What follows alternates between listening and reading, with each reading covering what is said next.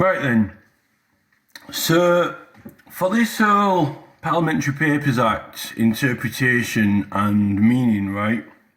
So look, first, we've got to know it's best to know these three books, right? So we've got Sir Edward Coke, the fourth part of the Institutes of the Laws of England concerning the jurisdiction of courts. That actually explains the difference between Parliament and the other courts, right? Then we've got John Hatzell, The Precedents and Proceedings of the House of Commons with Observations, Volume 1.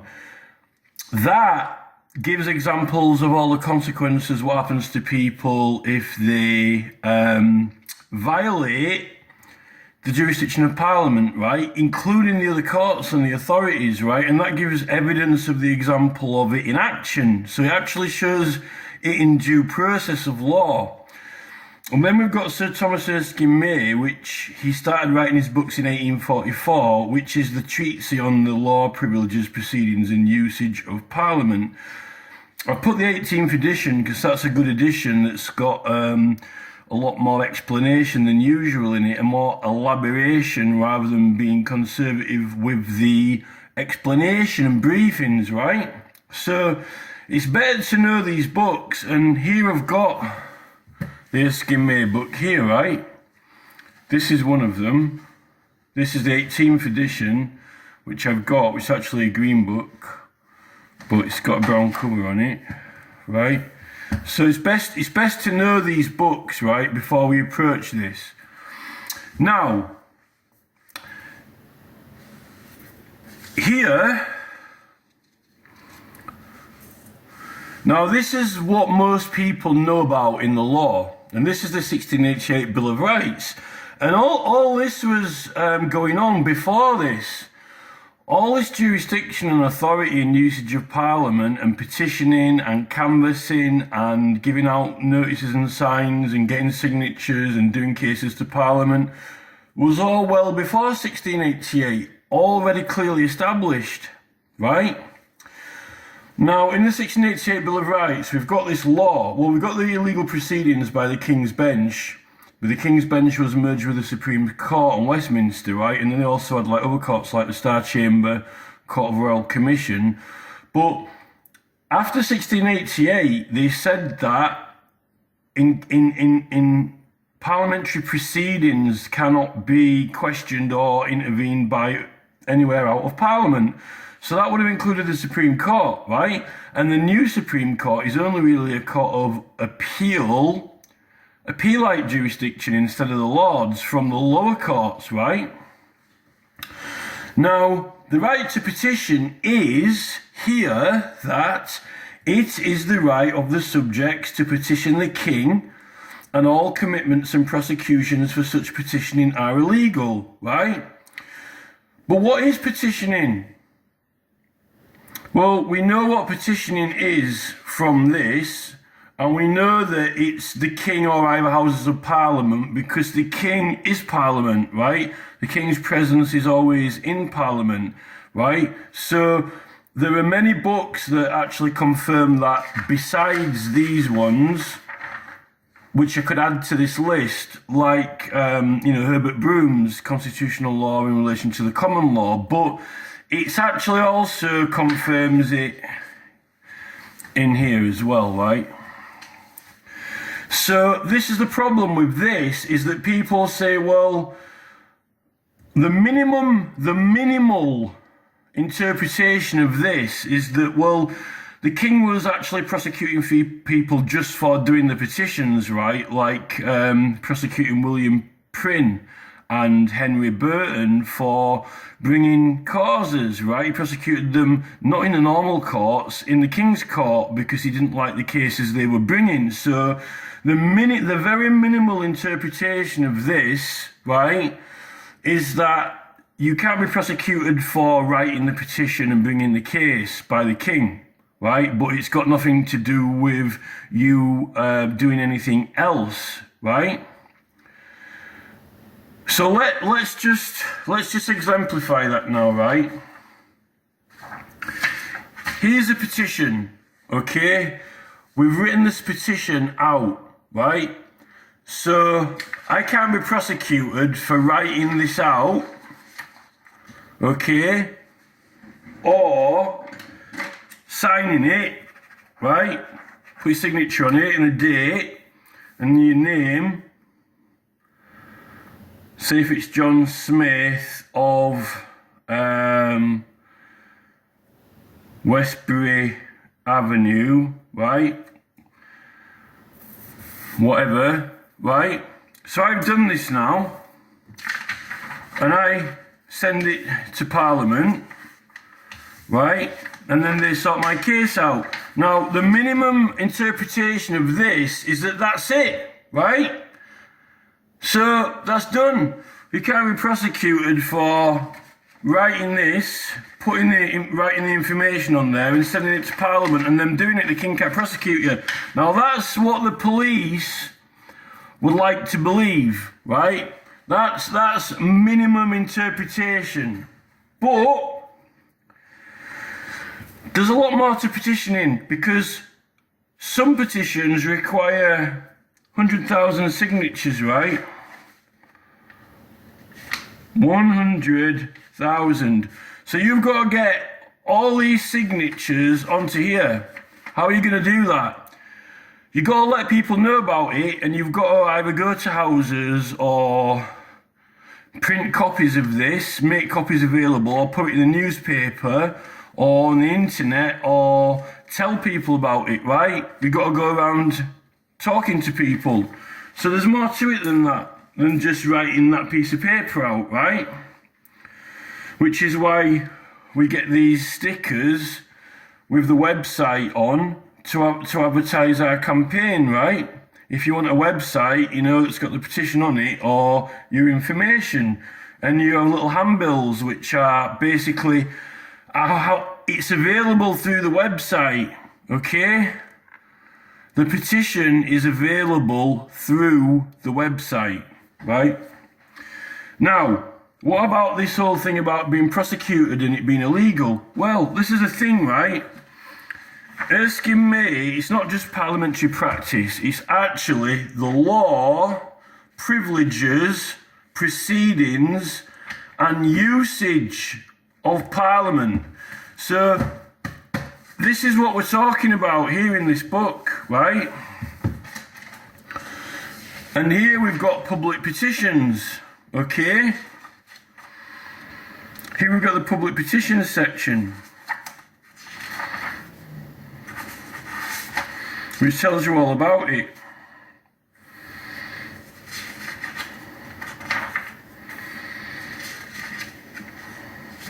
Transmission by post can be posted for free.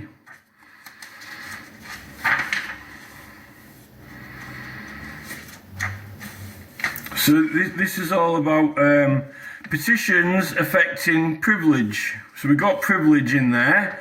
Privilege is to do with petitions, so it's in this book. And privilege is about not getting prosecuted. It's a privilege from being prosecuted.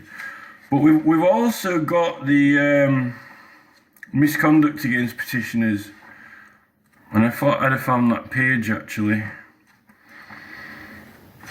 It's somewhere around here.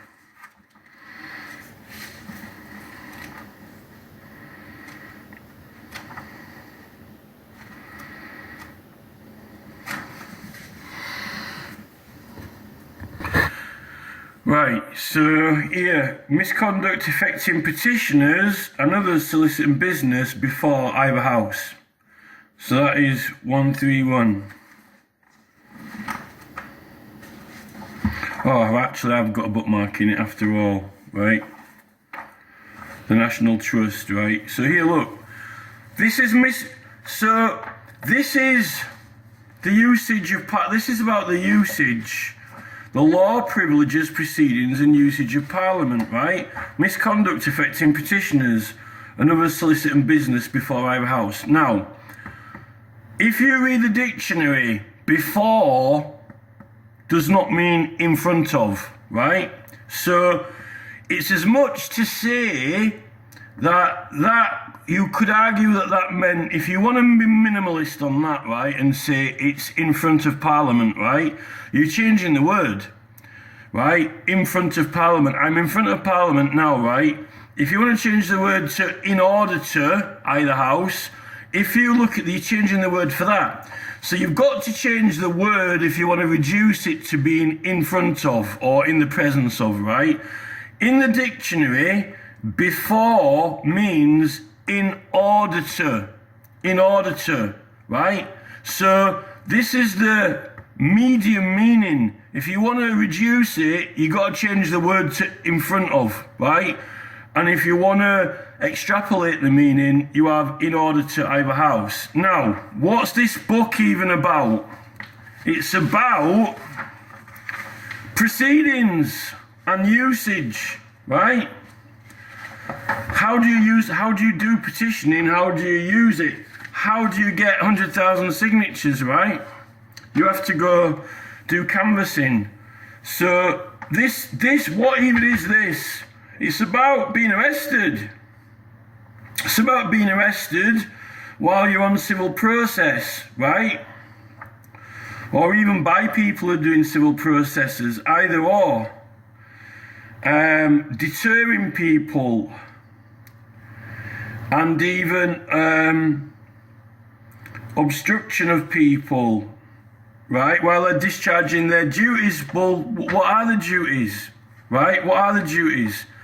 So this is actually a privilege, and it's about not being prosecuted.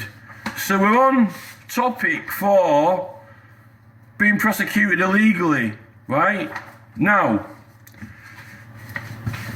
here's an act of law, right? It's called the Parliamentary Papers Act 1840. It's only a little short act. It's only that, right? It's this. It's called an act to give summary protection to persons employed in the publication of parliamentary papers, right? Now, the archaic and old interpretation of employed means put to use, right? If you look in a dictionary, it means put to use, people put to use. They don't have to be paid. But I can pay someone to print these, right? Or to print this. I can pay someone to print this and distribute it everywhere, right? I can employ them to do it, right? To distribute this. Because this paper needs to be published. And the word publish means to make available to the public or a section of the public in any form or whatever means, right? So it can be in this form of an address, a means to make available. It is therefore you're making it available to people and promoting it. Now the problem with this is Parliament have been arguing that it's got to be an order of, like, you know, someone in the House of Commons has got to make an order for something to be published. Well, that's not the case, right? Because it says, in this act, it says, when it's got the word order, when it says order, it also says or, right? Or, so here, it's actually by order or under the authority of the House, right? Person or persons or their servants. So I can have servants because I might need to employ someone to print these for me, right? And then I am employing them. They are under my employment, right? Now, what we've got to do now is prove that Baron Denman made this as a little act of law, a little piece of summary legislation to help protect people effectively. It's the right that subjects to petition the government or House of Commons, and all prosecutions are illegal. The main thing that There are lots of arguments over the extent of the protection, like in the Riot Act, when it's got to be riotously, illegally and tumultuously assembled. If you're not tumultuously assembled, right, you're not guilty, it's not a felony under the Act, right? Now that's not necessarily in the printing or distribution of materials. That's like if you're going about doing that, right, and you get into trouble or there's some issue, you might get attacked for petitioning, right? You might get attacked for handing it out, but you're protected. But the police is try to prosecute people, right? Now, all we've got to do is prove that this is also for us and not just like Hansard. There's nothing in here that suggests a factory or printing press where Parliament have sent an order to it to make these books, right? There's absolutely nothing in here at all which suggests that this is merely for making this book, right? Nothing whatsoever, right?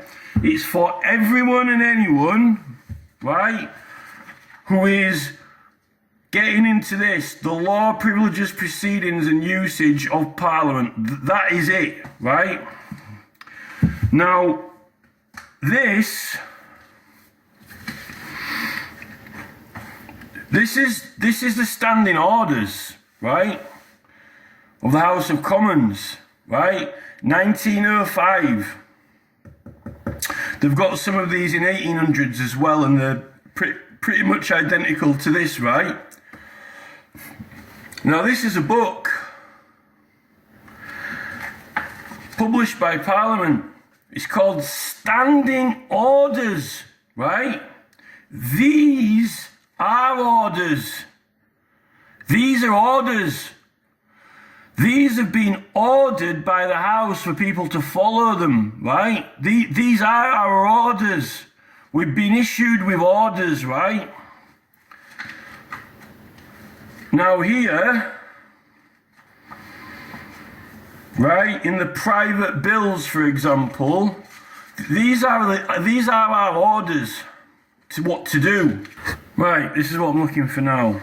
So, this is in the private bills section, but it's just an example, right? Here, number 9, right, on page 56.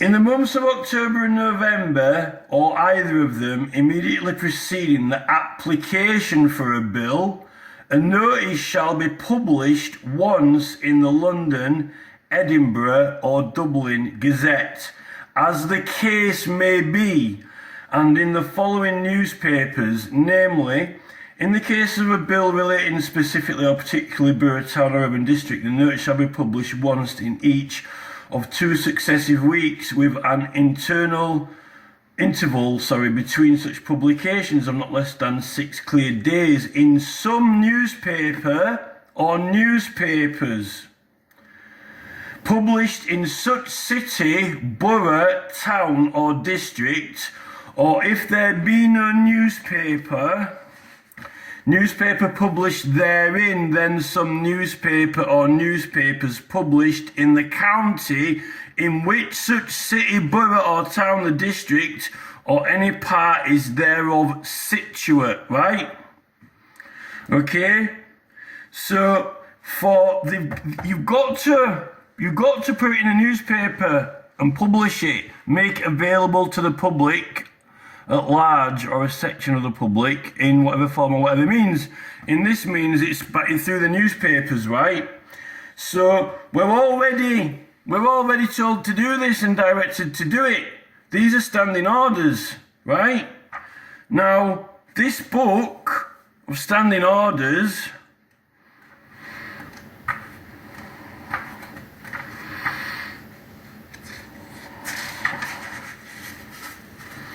has also got public petitions as well, and these are the petition rules as they were just before they started doing the manual of procedure in the public business, which is like a small, effectively is like the standing orders, but it's called the manual of procedure in the public business, but it's effectively It's like the standing orders in a manual format, right?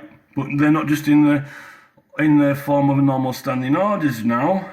Now, it can, right?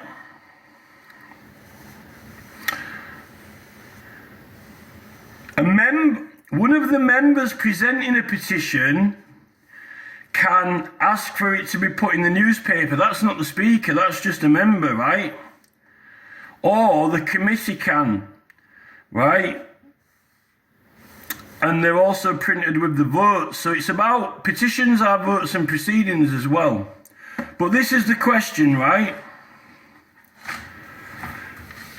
In order to successfully promote the petition, right, and get anything more than your own signature on there, you're going to really need to publicise it like you publicise private bills, or you're not going to get many signatures on it, right? It needs to be printed and published, and someone needs to do the printing. And if you're doing it independently, Parliament aren't going to pay for that printing, right? You're going to have to employ someone to print it, right? Or if you've got a website, you know, you can get stickers to people to tell them about it. And actually in here, when things go in the newspapers, it's talking about, it uses the term, the general issue, right? Because going about petitioning and collecting signatures, using the right to petition, you got the general issue. The general issue of your cause, and also the general issue before the court as well, right? When this is actually what you're actually going about doing. And also, it talks about it being able to be abstract, right? Abstract means that when you are advertising or promoting this to a people, obviously the words of the petition have got to be exactly the same. But if they're not necessarily signing the petition there and then, and you're just telling them where the petition is or how they can sign it, you need to put an abstract for the address of the website or the name of your campaign, however you might call it, right? Because when they were doing railways, they were petitioning as a business or company. The Labour Party, right, they don't usually petition. They can petition as the Labour Party as a group and call themselves Labour and name, rather than calling themselves by name. You know, Keir Starmer or Jeremy Corbyn's petition, they can call it the petition of the Labour Party and members hereby signed. So you can have a name so much as a political party is allowed to have a name, right? This is the thing. So this really helped me, the form of this, particularly the ones that are in the 1840s or the 18. I've got the one that's 18 before this, right? I think. It's actually before this, but it's around the same time. So once you've got this, and you're issued with the orders of what to do, it's a lot easier to understand when you're being ordered to publish and make things available, particularly when you've got to put it in the newspapers as well. So it's a tragic and extraordinary conservative misconception of people, and a very extremely minimal interpretation that many people in the House of Commons privileges committees would like to dream it was this narrowly interpreted, that merely some clerk or the Speaker of Parliament or the Chancellor saying to Hansard, print me some of these books, is all that this is to protect the book publisher.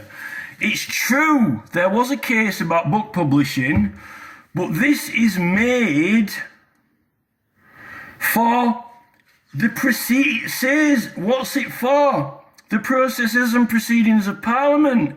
It's for all processes and proceedings. And you can even, if you get prosecuted, it says you can claim it at any stage of the proceedings. So even if you didn't know about this act straight away, you can claim it later. This is what happens in probation service. Like if you get a doctor's note, you're ill. So it can be backdated. And this is, I think this Denman has done this little model of this. And this isn't privilege though. He's made this instead of privilege, so you won't be calling judges or police into Parliament on contempt. It just gets them to stop the prosecution very simply. And in this section 2, you can do it yourself if you write out an affidavit, a statement of truth, with your paper, with your petition, and what you're doing, or your advertisements, or even someone who has been employed by you to print them, right? One of your servants who's been employed to print them, right? Can go into the court and get any prosecution, civil or criminal, against them stopped. And I would say that it does cover the distribution of these. So when you're going out delivering them in public, which is how you might end up in a riot, right? So, and you're exempted from the Riot Act. So this really helps to prove this in the proper, intelligent interpretation without people trying to steal our rights from us and reduce it. And it helps show what an absolutely brilliant and amazing act this is. And really, it's not to cover the full extent of parliamentary privilege.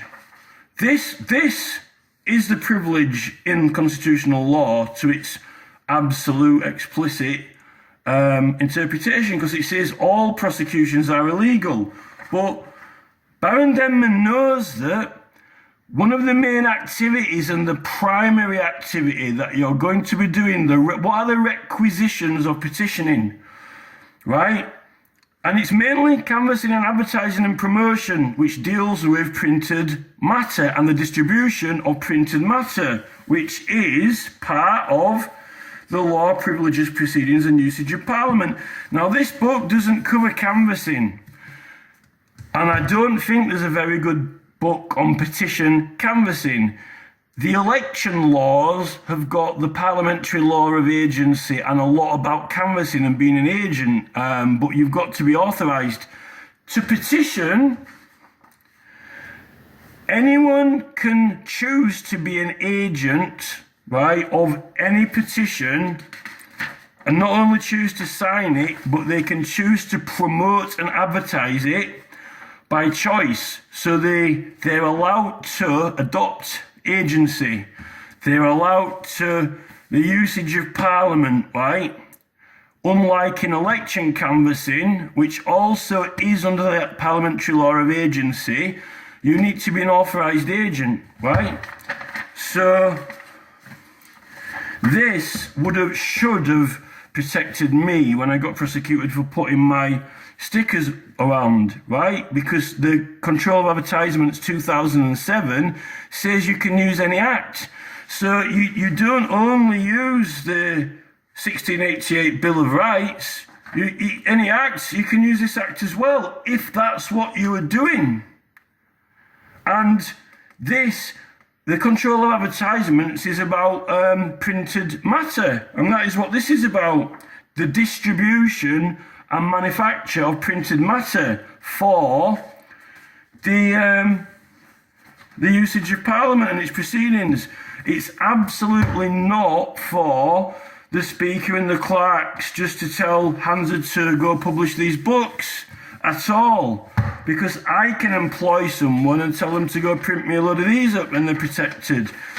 It's instead of the privilege of Parliament for the most common usage of it, without getting into other acts like the Riot Act. Look, the Riot Act deals with riots, okay? But if you are distributing material out as well, it proves that you're not tumultuously assembled and that you're using Parliament. So that's one of the things. This proves that you're not tumultuously assembled if you're lawfully petitioning, and then you're disqualified from being accountable under the Riot Act, right? So this is the proper interpretation of it. And because it can be used in any proceedings at any stage, the Human Rights Act 1998, section 6.6 says that a right can be relied upon in any proceedings if you are the victim of an unlawful act. Right? This makes you the victim of an unlawful act because all prosecutions are illegal, right? So you're a victim. And this means that the probation service or even the CPS cannot act for you because it can be relied upon at any stage of proceedings, even after. That means appeals or the stage of proceedings with probation service.